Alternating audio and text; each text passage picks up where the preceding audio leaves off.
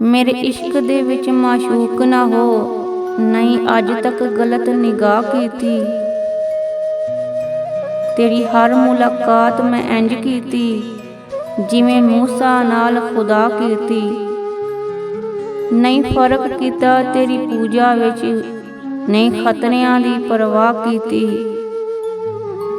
एक तेनू रब नहीं कह सकदा, बाकी सारी रस्म अदा कीती।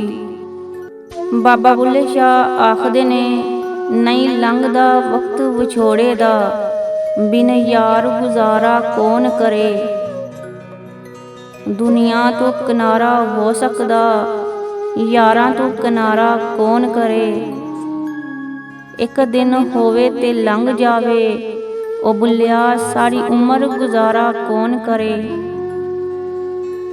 असी नाजुक दिल दे लोकी आं, साडा दिल ना यार दुखाया कर।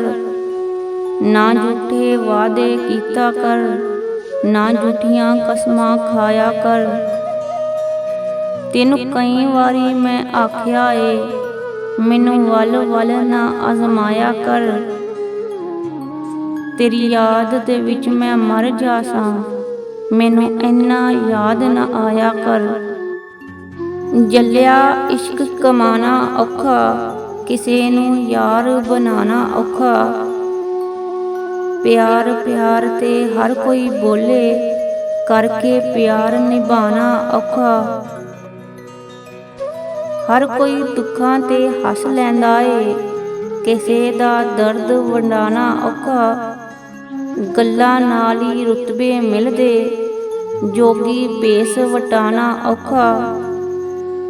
कोई किसे दी गल नहीं सुनदा, लोकां नू समझाना औखा।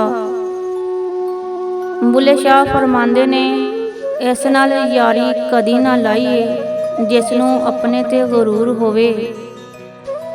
मां प्यो नू बुरा कदी ना कहिए, चाहे लख उन्हां दा कसूर होवे। राह चलदे नू दिल ना दईए, चाहे लख चेहरे ते नूर होवे।